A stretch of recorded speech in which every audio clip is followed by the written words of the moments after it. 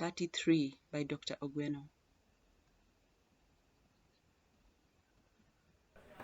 All burdens at some point must be lifted. Will it be lifted this time? Welcome to find out more. Thank you.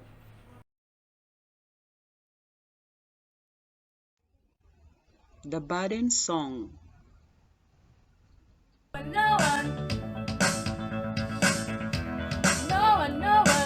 one knew the burden.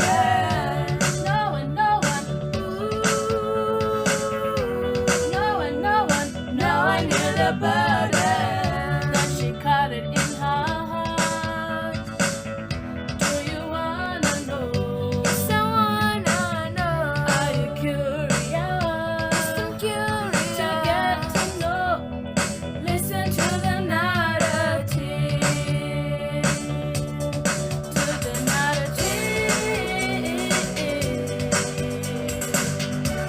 I really wanna know how the story, how it's going. To get to know, listen to the narrative. Listen to the narrative.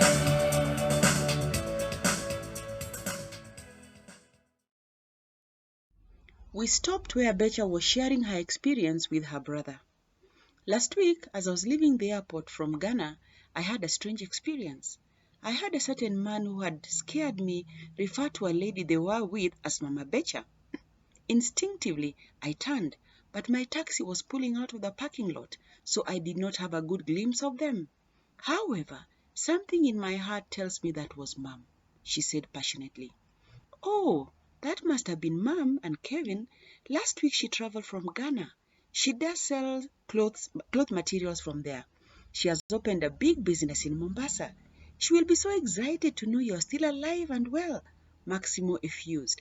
Oh, she lamented, if only the taxi hadn't pulled out. What about that man called Kevin? He threatened me. Oh, Kevin, he is her business association. I shall find out what was going on, my dear sister, Maximo said, taking Betcha's hand reassuringly. Oh dear, I'm to blame for everything, Betcha burst out. You're not to blame, sis. There was nothing you could have done. Besides, fate has brought us together, Maximo cut in. Not fate, but God, Betcha interjected. Well, about God and spirituality, I really have no idea. Let's talk about that subject later, he said, dismissing the topic. They agreed that Maximo would stay at his sister's for the days he was to spend in Australia. He would get some refund for the late cancellation from the hotel later. So he called the hotel to cancel his stay there. He had to maximize on the new lease of life. Betcha and Maximo got to her house. Everyone was excited to have her back safely. She introduced Maximo to the children as Nixon had gone to work. They said a prayer, had a meal, and the children left them to rest. After settling down in her favorite chair, Betcha made a phone call. Dad, I have some good news, shouted Betcha as soon as her call went through. Yes, my daughter, please share it. Oh, how was your journey back? It was exceptionally miraculous. I want you to talk to someone here. Give me a minute. She handed the phone to Maximo. Hello, Father. This is Maximo. Maximo introduced himself to the father. What? Am I hearing right? Richard was in shock and excitement. Yes, Father, it is I. Richard started weeping, and Maximo was at a loss on what to say. He gave the phone back to Betcha, who calmed the father down and explained what had happened.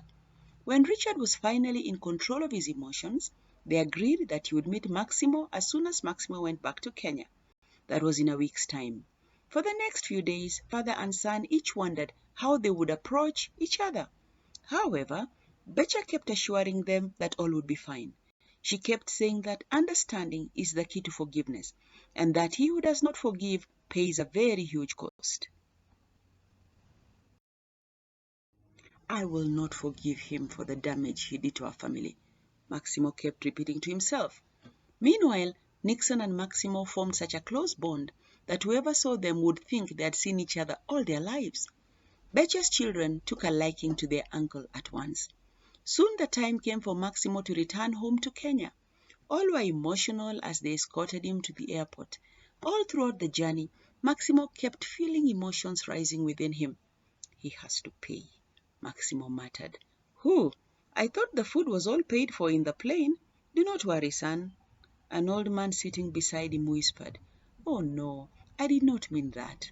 Maximo apologized, and with that, the fountains that were clogging his heart flowed to the stranger.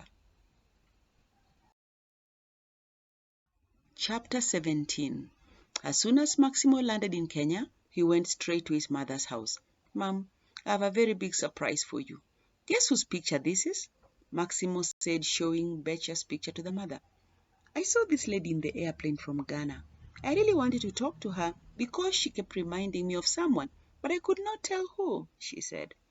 Mom, you missed talking to your daughter Betcha. In fact, she told me Kevin threatened her. What are you talking about? Joanna Ibera inquired.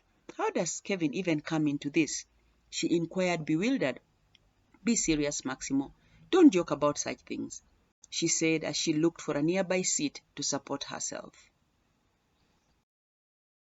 She was overwhelmed by emotions. She could not stop asking how possible that was. Maximo explained to his mother all that had occurred during the trip. Finally, she believed him. They made a call to Australia, and for the first time in over 20 years, Joanne heard the voice of her daughter, Betcha. She almost fainted out of excitement. They had a long chat. When she finally put the phone down, she whispered, I wonder where Richard went. Betcha and Maximo had agreed not to tell her about their father just yet. What did you say, Mum? Maximo asked. He knew he had heard her right, but wanted to confirm. Just then, a knock was heard.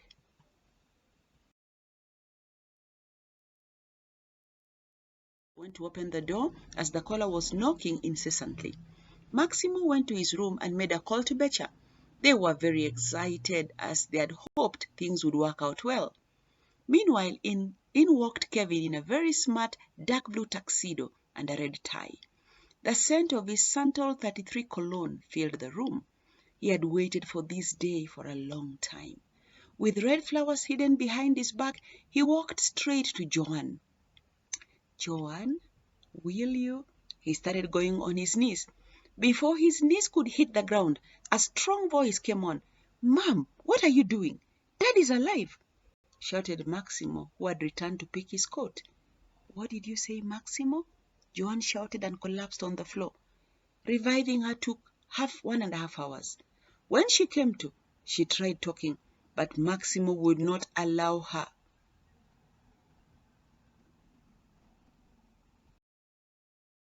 Come back tomorrow, Kevin said, leaving the flowers on the dining hall table. He was trembling terribly. Well, Mom, that is enough for today. The following day, Maximo went to work very early. He tried to clear all the work that was pending when he had been away. The organization was planning for a meeting with its international partners. Hence, a few guests were expected in Nairobi, the capital city of Kenya. There is a pending meeting scheduled for tomorrow, the secretary told him. Tomorrow? What time? He asked, a little agitated. He had forgotten that the suppliers were to discuss some modalities with him the following day at 9 in the morning. What's wrong, sir? You look agitated, she observed. Oh, sorry. It's just that I had some other plans for tomorrow away from Mombasa, he said, trying to hide his disappointment. Shortly, his phone rang. The boss was calling him to the office. Maximo left what he was doing and hurried there. Yes, sir, you called me, Maximo said, opening the door. Yes, I did call you. Now we have some international partners arriving tomorrow. I want you to prepare to receive them. Book their hotels and make sure all logistics are in place.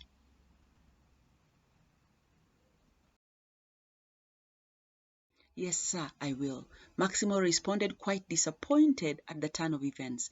That day, he did all he could to make sure all preparations were well done. In between, his thoughts kept being interrupted by what Kevin had planned to do. At around 7 in the evening, the boss called again. Maximo, there's a change of plans. I'm scheduled to go to Nairobi, but I can't make it because of some unavoidable circumstances. Kindly tell Margaret to take charge of everything here. You shall represent me in Nairobi. Maximo's excitement knew no bounds. Finally, his plans would work out. He really wanted to meet a certain friend in Nairobi, and this would be the best opportunity. Early the next day, he took a KA flight to Nairobi. For more, join me next time. You are blessed. Thank you.